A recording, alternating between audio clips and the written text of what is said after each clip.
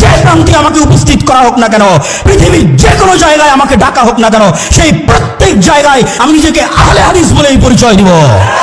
আমি নিজেকে আহলে হাদিস বলেই পরিচয় দিব।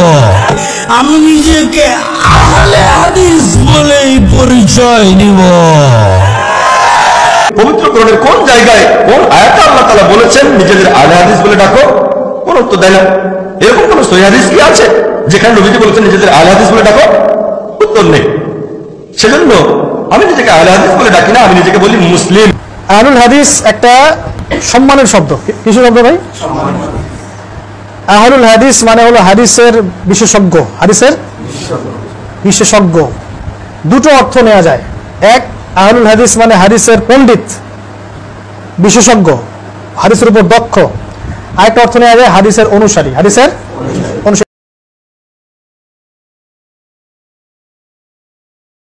পৃথিবীর যে প্রান্তে আমাকে উপস্থিত করা হোক না কেন, পৃথিবীর যে কোনো জায়গায় আমাকে ডাকা হোক না কেন, সেই প্রত্যেক জায়গায় আমি নিজেকে আহলে হাদিস বলেই পরিচয় দিব। আমি নিজেকে আহলে হাদিস বলেই পরিচয় দিব। আমি নিজেকে আহলে হাদিস বলেই পরিচয় দিব। আপনারা আহলে হাদিস মানে কোরআনের হাদিস পুরোপুরি মেনে চলেন, খুব ভালো কথা। আমি তাদের প্রশ্ন করি, পবিত্র কোরআনের কোন জায়গায় কোন আয়াতে আল্লাহ তাআলা বলেছেন নিজেদের আহলে হাদিস বলে ডাকো? কোন উত্তর দেয় না। এরকম কোন সহিহ হাদিস কি আছে যেখানে নবীজি বলেছেন নিজেদের আহলে হাদিস বলে ডাকো? উত্তর নেই। সেজন্য আমি নিজেকে আহলে হাদিস বলে ডাকি না, আমি নিজেকে বলি মুসলিম। মাযহাবী, লামাযহাবী, আহলে হাদিস, সালাফি, এই পরিভাষাগুলোর ব্যাখ্যা কি? সুন্দর প্রশ্ন। পরিভাষাগুলোর ব্যাখ্যা কি? এখন কি ব্যাখ্যা শুনবেন? প্রকৃত ব্যাখ্যা শুনবেন না কথিত ব্যাখ্যা শুনবেন? একটা একটা করে বলি। আহলুল হাদিস একটা সম্মানের শব্দ। কিসের শব্দ ভাই? আহলুল হাদিস মানে হলো হাদিসের বিশেষজ্ঞ। হাদিসের বিশেষজ্ঞ দুটো অর্থ নেওয়া যায়।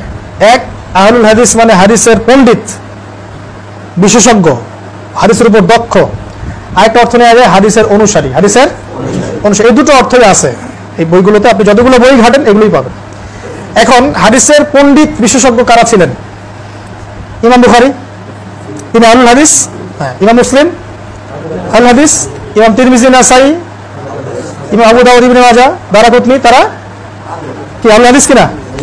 আচ্ছা, এখন আমি বা আপনি যদি হাদিস পড়তেও না জানি, আমরা কি এই সেন্সে আহলে হাদিস হতে পারবো কিনা? নাই। এই সেন্সে, কোন সেন্সে? হাদিসের বিশেষজ্ঞের কথা বলছি, হাদিসের অনুসারীর দিকে পরে আসছি। দুটো কথা বললাম, এগুলো হাদিসের বিশেষজ্ঞ, হাদিসের পণ্ডিত, একটা হলো হাদিসের অনুসারী। বিশেষজ্ঞ নিয়ে কথাটা শেষ করি আগে। আর বিশেষজ্ঞ কারা? এই বড় বড় রিনাউন্ড যে মুহাদ্দিসিনে কেরাম, তারা কি সবাই আহলুল হাদিস? কোনো সন্দেহ আছে? এবং এটা নিঃসন্দেহে একটা নোবেল জায়গা, সম্মানের জায়গা। এবং ইনশাআল্লাহ আমরা আল্লাহর কাছে দোয়া করি তারা ইনশাআল্লাহ জান্নাতি। ইনশাআল্লাহ আল্লাহ জান্নাত দান করুন। আমি এখন এই সেন্সে, বিশেষজ্ঞের সেন্সে যদি আমরা এখন যারা হাদিস পড়তেও জানি না, এবারও তো পড়তে পারি না, মুখস্থ দু একটা বলতে পারি না, আমরা যদি বড় গলায় দাবি করি যে আমরা ওনাদের মতো আহলে হাদিস, কথাটা কি সব হবে? আর এই সেন্সে সবাই পাচ্ছে না। আচ্ছা, আরেকটা সেন্সে আসি তাহলে।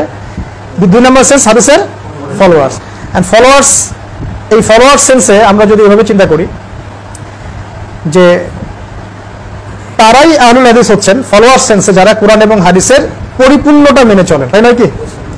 কোরআন এবং হাদিসের পরিপূর্ণ বিষয়টা মেনে চললে আমরা তাকে অনুসরণের সেন্সে আহলে হাদিস বলতে পারি।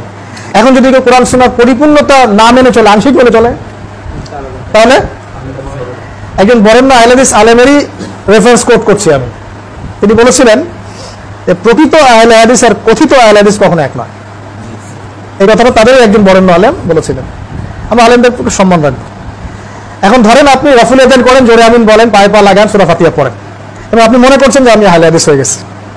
কিন্তু এদিকে আপনার অর্থনীতি সুদভিত্তিক, আপনার রাজনীতি গণতান্ত্রিক, আপনি সেকুলারদের সাথে আঘাত করে আছেন, আপনি তাগুদের সাথে আঘাত করে চলছেন, আপনি ইসলামের কিছু বিষয়কে নিজের মন গড়া উসুলে আপনি বানিয়ে নিয়ে মানুষকে ডিভাইডেড করছেন, তাহলে কি আপনি এই সেন্সে আহলে হাদিস হবেন কিনা? অবশ্যই না। তাহলে আমরা বলতে পারি যে কোরআন এবং সুন্নাহর পরিপূর্ণ অনুসরণ করলে, অনুসরণের সেন্সে আমরা বলতে পারি সে ব্যক্তি আহলুল হাদিস। এটা মানতে কোনো সমস্যা আছে? এই সেন্সে প্রত্যেক ইমামই আহলে হাদিস ছিলেন। এই সেন্সে প্রত্যেক ইমাম, প্রত্যেক তাবেঈ, প্রত্যেক তাবেঈন, প্রত্যেক মুহাদ্দিসিন কেরাম সবাই কি ছিলেন? আর এই যুগেও যারা কোরআন এবং সুন্নাহর পরিপূর্ণতা মেনে চলবে, নিঃসন্দেহে তারা কি হবে? অনুসরণের সেন্সে আহলুল হাদিস হবে। আর যদি আমরা কিছু অংশ মানি কিছু অংশ মানি না, হ্যাঁ, আমরা মনে করি এটা শুধু ইবাদতের ব্যাপার, অর্থনীতির কোনো ব্যাপার না। আমরা মনে করি যে এখন খালি দাওয়াতই চলবে, জিহাদ শব্দ বলাই যাবে না, বললেই খারিজ হয়ে যাবে। তো পরিপূর্ণ বিষয়টার উপর যদি আপনি ঈমান রাখেন, আমল করেন, এই সেন্সে বলতে কোনো সমস্যা নেই। তবে আমাদের মৌলিক পরিচয় একটা, আমাদের মৌলিক পরিচয় কি? মৌলিক পরিচয় আমরা মুসলিম। এরপরে আপনি আপনার বৈশিষ্ট্যগত পরিচয় আনতে পারেন। তাহলে আমরা এখান থেকে বুঝলাম যে এই শব্দটা একটা নোবেল জিনিস, নোবেল একটা সাবজেক্ট। মুহাদ্দিসিন কিরাম এই সেন্সে ইমামগণ, তাবেঈন, তাবেঈন, তারা সবাই সালফে সালেহিন সবাইকে ছিলেন, আহলুল হাদিসই ছিলেন। আর এখন আমরা যারা নামটাও আসতে এগুলো ট্যাগ লাগাচ্ছে, লেভেল দিচ্ছে। আমি একটা দলের ফর্ম পূরণ করছি, ব্যাস আহলে হাদিস হয়ে গেছে, সেটা এমন? আমি একটা আহলে হাদিস সংগঠনে যোগ দিয়েছি, নাম লিখেছি, ব্যাস আহলে হাদিস হয়ে গেছে নাকি? রফুল আগে নামাজ পড়তাম এখানে, এখন পড়তেছি এখানে, ব্যাস আমি আহলে হাদিস হয়ে গেছে। আগে আমি রফুল করতাম না, এখন করি, মানে আমি আহলে হাদিস হয়ে গেছে। ব্যাপারটা কেমন? এটা একটা মূর্খতার ব্যাখ্যা। কিসের ব্যাখ্যা? নিঃসন্দেহে মূর্খতা একটা। এটা একটা গভীর জিনিস। যদি কোরআন এবং সুন্নাহর পরিপূর্ণ বিষয়গুলো মেনে চলি এবং হাদিস শাস্ত্রে আমি দক্ষতার জন্য চেষ্টা করি, ইনশাআল্লাহ আমাকে আল্লাহ পাক ওই মাকামে কবুল করবেন ইনশাআল্লাহ তাআলা। এই সেন্সে মাযহাবের ইমামগণ কি এর বাইরে হবে? না। আবু হানিফা রাহিমাহুল্লাহ কি হাদিস জানতেন না? ইমাম শাফিঈ রাহিমাহুল্লাহ তারা কি হাদিসের পণ্ডিত ছিলেন না? ইমাম আহমদ বিন হাম্বল রাহিমাহুল্লাহ তিনি হাদিসের পণ্ডিত ছিলেন না? ইমাম মালিক তিনি হাদিসের পণ্ডিত ছিলেন না? এই ইমামগণ হাদিসের পণ্ডিতও ছিলেন, অনুসারীও ছিলেন নাকি?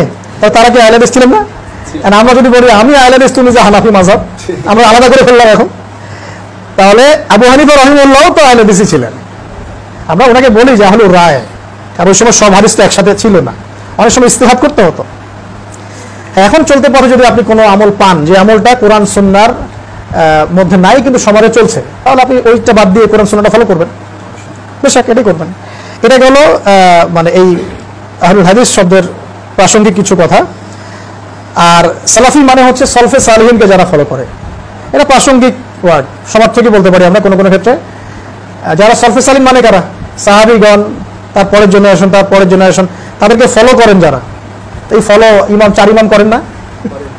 বলেন তো এবার, 4 ইমামের 4 মাযহাবের 4 ইমাম কি এই সলফে সালিমকে ফলো না করেই কিতাবগুলো লিখছে সবগুলো? হয় হাদিসের বইগুলো কি তারা এমনি এমনি সংকলন করছেন তাদেরকে ফলো না করেই?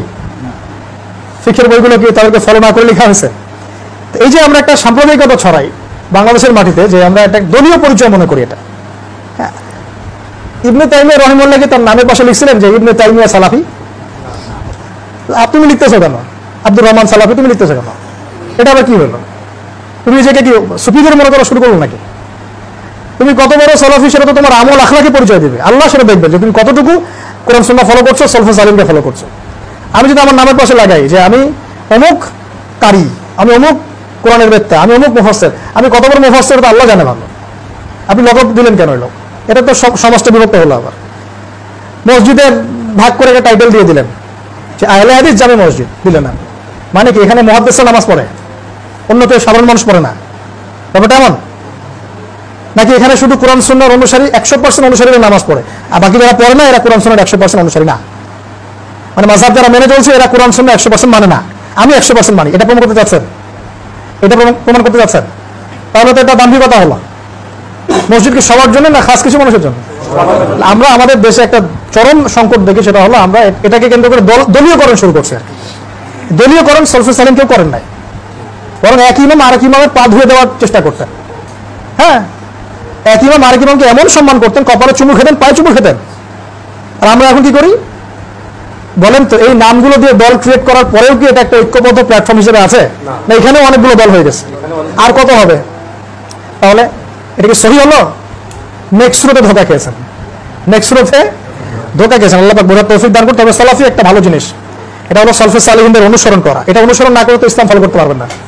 কোরআন সুন্নাহ তো সলফে সালিহিনকে মেনেই আমাদেরকে চলতে হবে। আল্লাহ পাক আমাদেরকে চলার তৌফিক দান করুন।